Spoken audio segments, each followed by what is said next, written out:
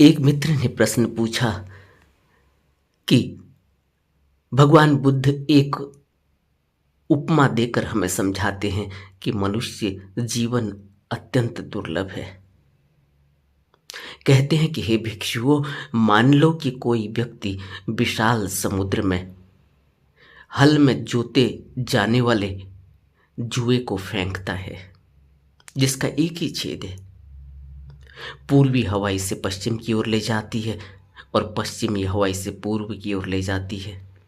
उत्तर की ओर चलने वाली हवा इसे उत्तर की ओर और दक्षिण की ओर चलने वाली हवा दक्षिण की ओर। जबकि मान लो कि एक अंधा कछुआ 100 वर्षों में केवल एक ही बार समुद्र की सतह पर आता है। तब हे भिक्षुओं, इसके बारे में आपका क्या विचार है? क्या वह जुए के एकमात्र छेद में अपनी गर्दन डाल पाएगा? तब भिक्षुओं ने उत्तर दिया कि नहीं पूज्यवर, ऐसा संभव नहीं है, और यदि वह ऐसा कर भी ले तो बहुत लंबी अवधि के बाद शायद वह केवल एक ही बार ऐसा कर पाएगा। इसलिए बुद्ध कहते कि हे भिक्षुओं, मैं कहता हूं कि एक अंधे कछुए द्वारा जुए के एक छेद में अपनी गर्दन डालने से भी अधिक कठिन होगा उस मूर्ख व्यक्ति का एक बार फिर से मनुष्य जन्म प्राप्त करना, जिसने स्वयं ही अपना पतन कर लिया था। मित्र ने प्रश्न पूछा है कि बुद्ध की इन बातों का क्या अर्थ लगाया जाए। यह समझ में आने वाली बात नहीं है, हम इसे समझ नहीं पाते। बुद्ध क्यों कहते हैं कि कोई व्यक्ति विशाल समुद्र में हल में जोते जाने वाला जुआ फेंकता है, जिसका एक ही छेद है, और जिसे पूर्वी हवा पश्चिम की ओर ले जाती है, पश्चिमी हवा पूर्व की ओर ले जाती है, उत्तर की ओर चलने वाली हवा दक्षिण की ओर, दक्षिण की ओर चलने वाली हवा उत्तर की ओर ले जाती है, और एक अंधा कछुआ 100 वर्षों में केवल एक ही बार समुद्र की सतह पर आता है। बुद्ध किसको अंधा कछुआ कहते हैं? पेट्रोल रिनपोचे इस बात को और अधिक स्पष्ट करते हुए हमसे कहते हैं कि यह समुद्र आवागमन और इससे जुड़े अंतहीन दुखों और कष्टों से भरे 3 निचले लोकों की गहनता और विशालता का प्रतीक है,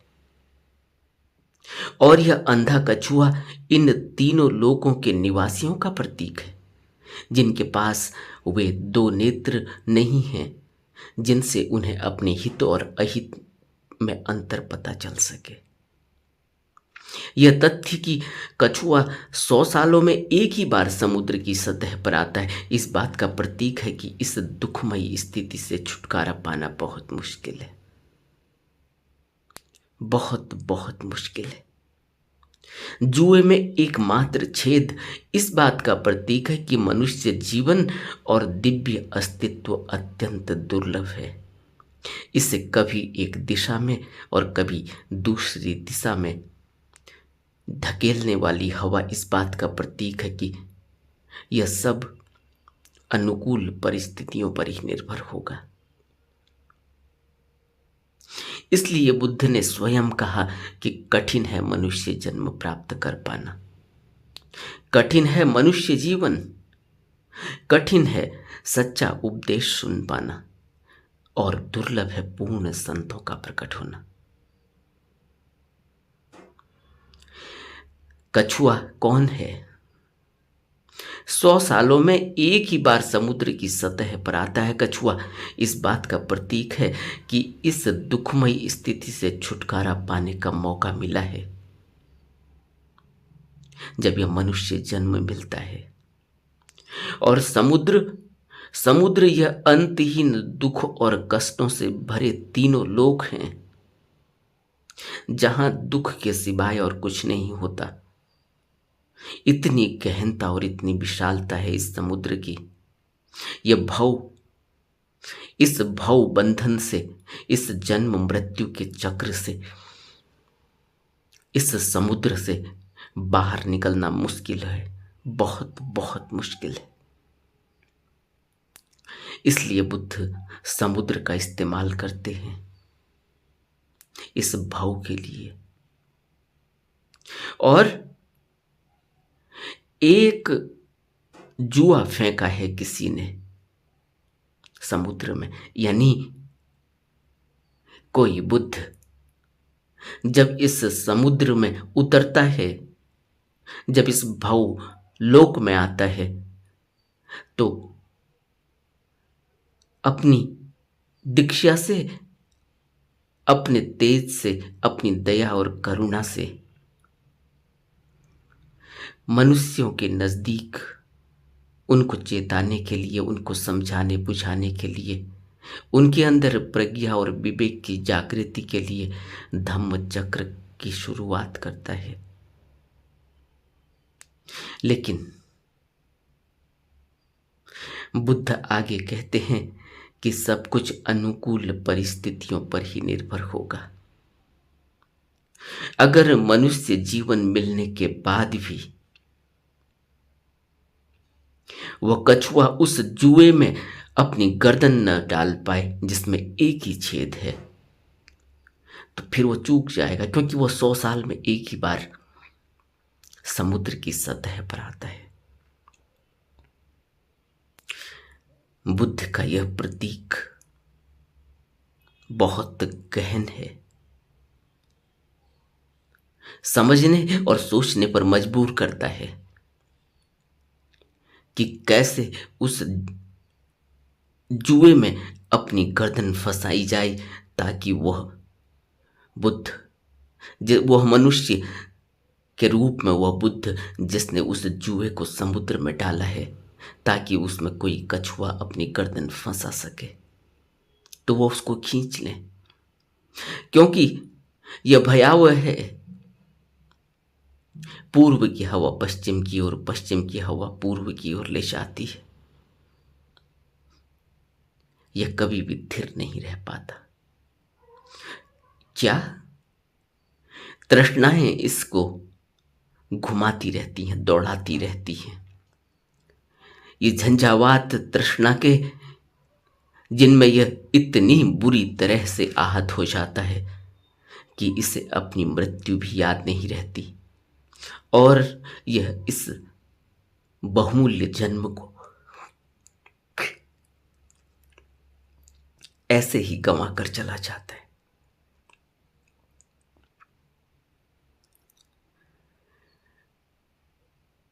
शांतिदेव कहते हैं कि बड़ी कठिनाई से प्राप्त होने वाले इस मनुष्य जीवन में हमें अपने वास्तविक कार्य के प्रति सचेत रहना चाहिए।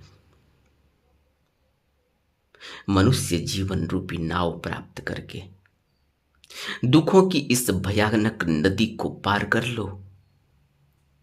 यह सोने का समय नहीं है मूर्खों, इस नाव का दोबारा मिलना कठिन है। गुरुदेव शांतिदेव हमें चेतावनी दे रहे हैं कि दुखों की इस भयानक नदी को पार कर लो, क्योंकि मनुष्य जीवन रूपी नाव मिली है और यह सोने का समय नहीं है। इस नाव को दोबारा मिलना कठिन है। कभी मेरी मुलाकात किसी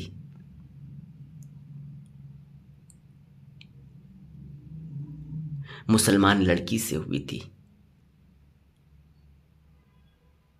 और उसने मुझे सुबह की अजान के बारे में बताया कि जब सुबह की अजान होती है तो उसमें एक लाइन आती है कि सोने से बेहतर है इबादत करना।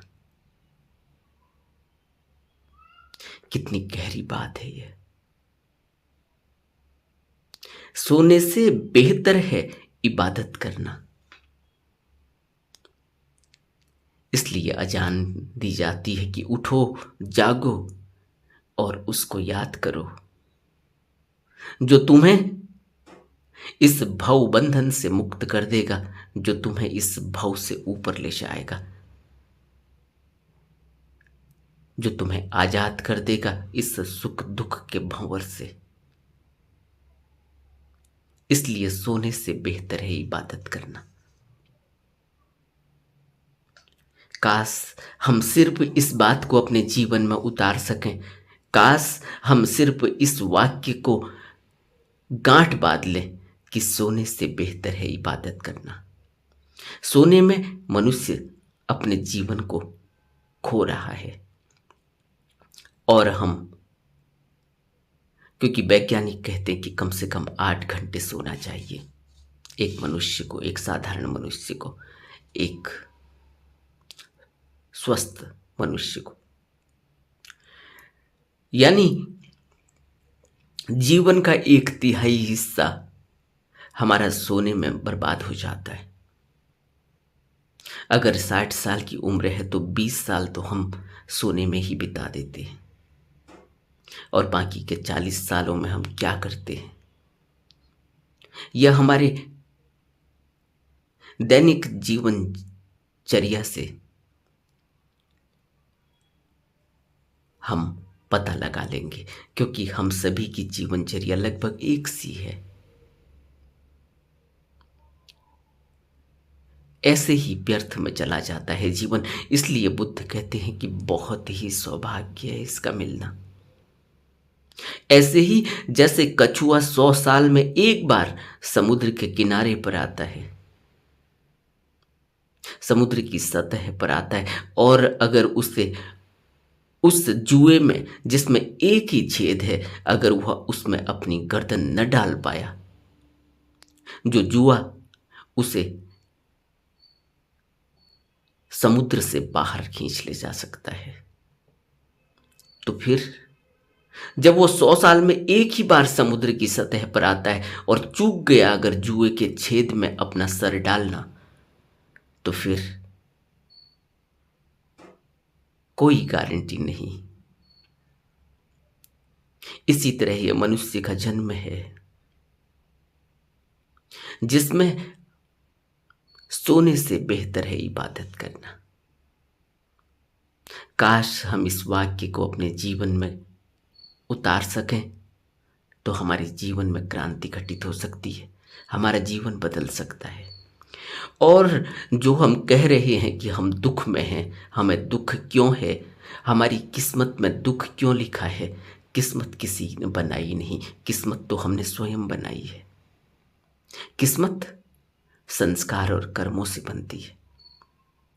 अगर मैं सुबह वक्त पर न उठूं और फिर मैं सारे काम जल्दबाजी में करूं, आधे आधे अधूरे करूं, रोटी बनाऊं तो जल जाए, नहाऊं तो आधा अधूरा नहाऊं, साबुन कानों में लगा रह जाए, कपड़े ऐसे पहनूं कि वह सही तरीके से पहने ही न गए हों, जूतों में पॉलिश नहीं है,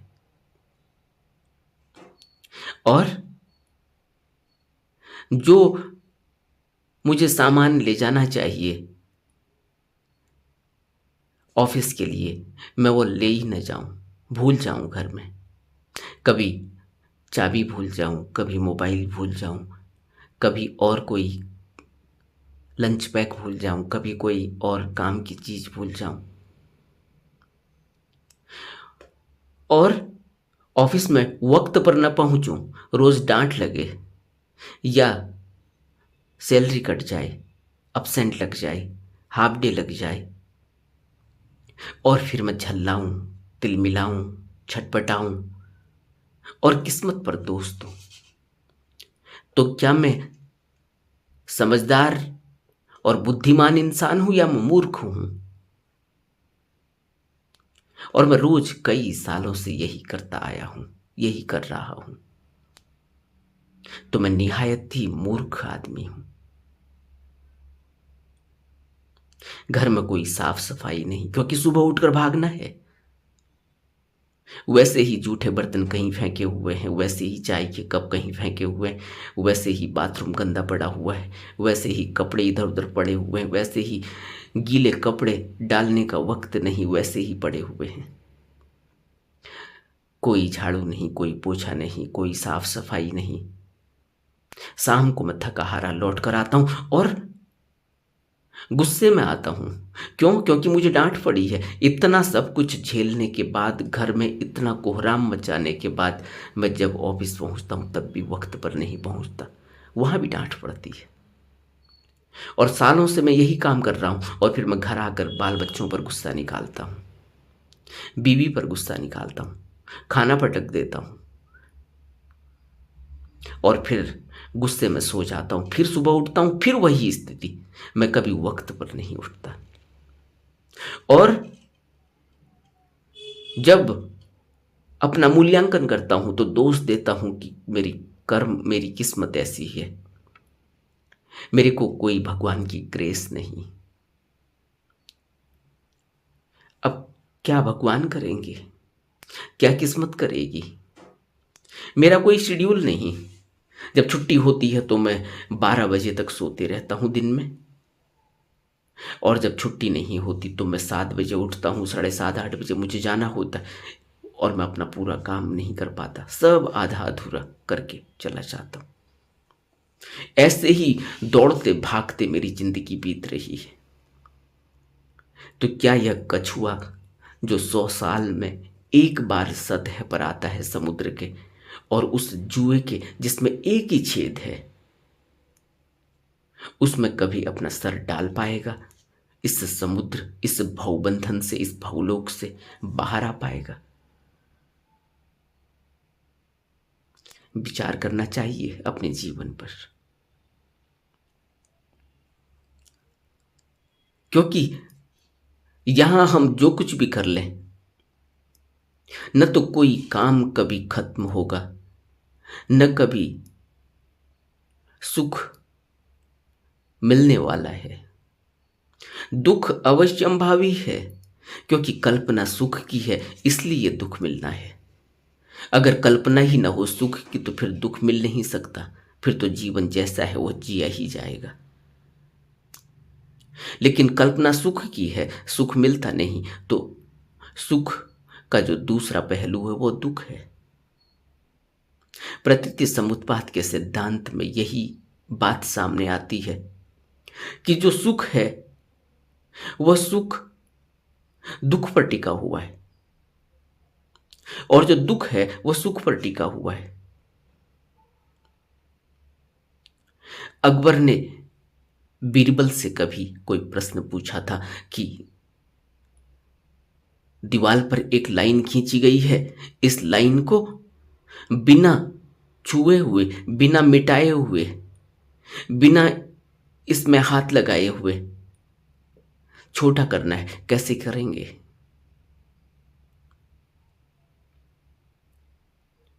कोई नहीं कर पाया। और बीरबल ने कलम उठाई और जहां वो लकीर खींची गई थी उसके नीचे एक उससे बड़ी लकीर खींच दी। वो लकीर छोटी हो गई। कुछ भी नहीं करना पड़ा, न मिटाना पड़ा, न काटना पड़ा, न छांटना पड़ा। उस लकीर के नीचे एक बड़ी लकीर खींच दी तो वह लकीर स्वयं ही छोटी हो गई। तो छोटा बड़े पर निर्भर करता है, बड़ा छोटे पर निर्भर करता है, सुख दुख पर निर्भर करता है, दुख सुख पर निर्भर करता है। इसमें से किसी एक को निकाल दो तो दूसरे की हस्ती मिट जाती है, दूसरे की फिर कोई वैल्यू नहीं रहती, दूसरे की फिर कोई आइडेंटिटी नहीं रहती। इसीलिए इसी तरह से हमने भी अपनी एक आइडेंटिटी बना रखी है। कोई आइडेंटिटी है नहीं, हमने बना रखी है, और वह आइडेंटिटी को प्रूफ करने के लिए, प्रूफ करने के चक्कर में हम अपना जीवन बर्बाद कर देते हैं। प्रूफ किसी को करना, कोई देखने वाला नहीं, लेकिन हम सोच रहे हैं कि कोई देखने वाला है कहीं आइडेंटिटी को हमारी। हम सोच रहे हैं कि कहीं कोई भौतिक पदार्थों में सुख मिल जाएगा, उस भौतिक पदार्थ को बटोर लेंगे तो सुख मिलेगा, लेकिन भौतिक पदार्थ बटोर लो, फिर 10 और भौतिक पदार्थ सामने आ जाते हैं। फिर उन 10 भौतिक पदार्थों को जुटाने में लगो, फिर 100 भौतिक पदार्थ सामने आ जाते हैं और जीवन ऐसे ही व्यर्थ में चला जाता है। इसको बुद्ध कह रहे हैं कि समुद्र में पूर्व की हवा पश्चिम की ओर ले जाती है, पश्चिम की हवा पूर्व की ओर ले जाती है। ऐसे हमारा जीवन जिया जा रहा है और बुद्ध कहते हैं कि इतना महत्वपूर्ण जीवन। शांति देव कहते हैं कि यह सोने का समय नहीं है मूर्खों, इस नाव का दोबारा मिलना कठिन है। यह मनुष्य जीवन रूपी नाव मिली है तो दुख की इस भयानक नदी को पार कर लो। यह मौका है, यह मौका फिर दोबारा मिले या न मिले इसकी कोई संभावना, इसकी कोई गारंटी नहीं है, क्योंकि एक बार 100 साल में कछुआ समुद्र की सतह पर आता है।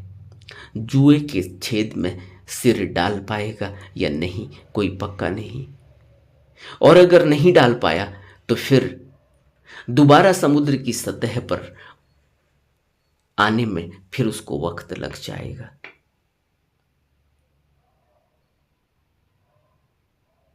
इसलिए पाबोंग का रिनपोचे एक बौद्ध गुरु हुए हैं। पाबोंग का रिनपोचे कहते हैं कि मनुष्य जन्म का यह दुर्लभ अवसर चिंतामणि से भी अधिक मूल्यवान है। ऐसा अवसर तुम्हें केवल एक बार मिलता है। यह बड़ी मुश्किल से प्राप्त होता है और बड़ी आसानी से नष्ट हो जाता है। कितनी आसानी से नष्ट हो जाता है, कभी विचार किया? एक छोटे से बच्चे को हम स्कूल भेजते हैं पढ़ने के लिए और वह मोबाइल पे गेम खेल रहा है, दिन रात गेम खेल रहा है, उसने अपनी आंखें खराब कर ली हैं। वो पबजी खेल रहा है, उसमें घर में आता है चुपके से फिर पबजी खेलने लग जाता है। उसको जब माँ बाप पूछते क्या कर रहे हो, कहता मैं पढ़ रहा हूं। और पबजी खेलते खेलते उसकी बुद्धि इतनी विक्षिप्त हो जाती है, उसका मन इतना अस्थिर हो जाता है कि उसको थिर करना अब मुश्किल है। अब उसको किताब खोलने को जैसे ही वो बैठता है, जैसे ही पढ़ने के लिए बैठता है, उसका दिमाग इधर उधर जाने लगता है। उसकी स्थिरता खत्म हो गई, उसकी स्थिरता खत्म हो गई। उसने मन को इतना चलायमान कर लिया कि उसका मन अब इतनी वाइब्रेशन में आ चुका है, वो वाइब्रेट हो जाता है और वाइब्रेशन इतनी ज़्यादा है उसकी कि अब उसे कुछ सूझता नहीं। उसे खाने को दो और उससे कुछ पढ़ने को मत कहो, उससे कुछ काम मत कहो, वो काम बिल्कुल नहीं करेगा।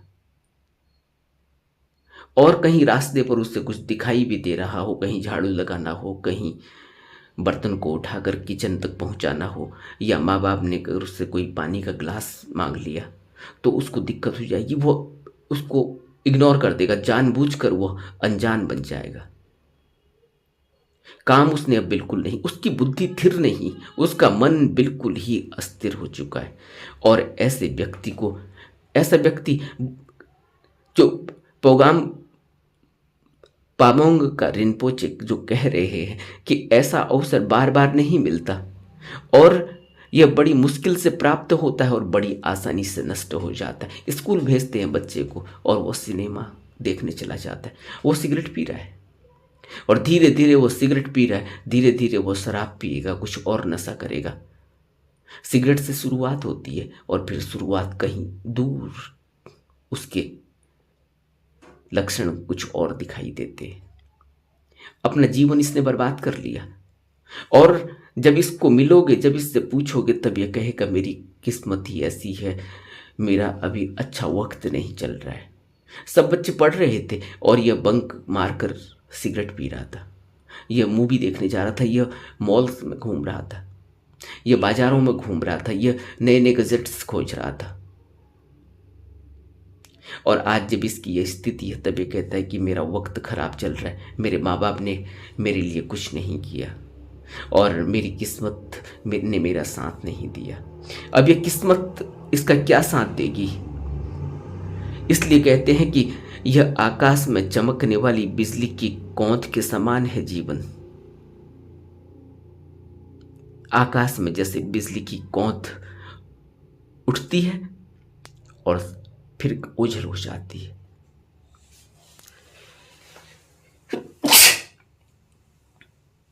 इतना सा जीवन है। और इतने से जीवन में अगर हमने अपने को संभाल लिया,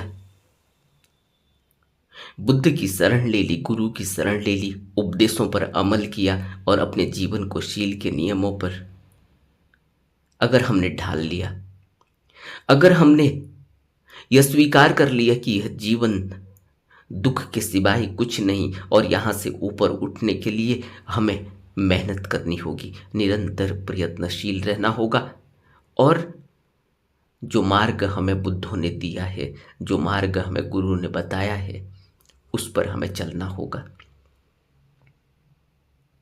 उद्यम और प्रयत्नशील, लगातार प्रयत्न करना होगा, तब फिर कोई पछतावा नहीं है। इसलिए एक बौद्ध गुरु कहते हैं कि हे बुद्ध के उत्तराधिकारियों, खूब परिश्रम करो ताकि तुम्हें कोई पछतावा न रहे। बहुत महत्वपूर्ण सूत्र है यह। खूब परिश्रम करो ताकि तुम्हें कोई पछतावा न रहे। पछतावा काहे का रहता है? पछतावा रहता है कि कुछ इच्छा थी, पूरी नहीं हो पाई, और जब परिश्रम खूब किया जाए और पछतावा न रहे तो इससे यह पता चलता है कि संतोष ने अब घर में जगह बना ली। जिसको संतोष आ गया उसकी इच्छाएं स्वयं ही विदा हो जाती है।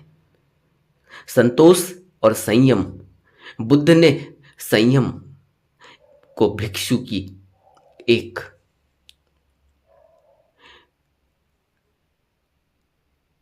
भिक्षु का एक गहना बताया है। संयम को बुद्ध ने, अनुशासन एक गहना है, संयम एक गहना है, आलस्य का न होना एक गहना है। जिसको संतोष आ गया, संयम आ गया, फिर उसका कोई पछतावा बचता नहीं, फिर वह पछतावा नहीं करता, फिर वह परिश्रम करता है अपने उद्देश्य के लिए, संतुलित जीवन बिताता है। और उद्देश्य सिर्फ एक ही है। एक भिक्षु का क्या उद्देश्य होता है, या एक उस व्यक्ति का क्या उद्देश्य होता है जो आध्यात्म के मार्ग पर गुरु के उपदेशों को अपने जीवन में उतारते हुए आगे बढ़ रहा है? उसके जीवन का उद्देश्य तो एक ही है कि उसे अपने गुरु के बताए हुए रास्ते पर चलना है, गुरु के बताए हुए नियमों पर चलना है, और गुरु ने जो भी हिदायतें दी हैं उन हिदायतों को अपने जीवन में उतारना है, और नित्य परिश्रम करना है अपने उद्देश्य की प्राप्ति के लिए। गुरु सहायक हैं, सहारा देते हैं, लेकिन यात्रा स्वयं करनी होती है, चलना स्वयं होता है, परिश्रम पूरा पूरा करना होता है, निरंतर परिश्रम करना होता है, परसिवरेंस, तब तक जब तक कुछ भी करने को शेष न रह जाए। बुद्ध कहते हैं जीवन यही है। जीवन गरीब और अमीर में कोई भेद नहीं करता। जीवन तो आगे को बढ़ता है, जीवन तो खिसक ही रहा है।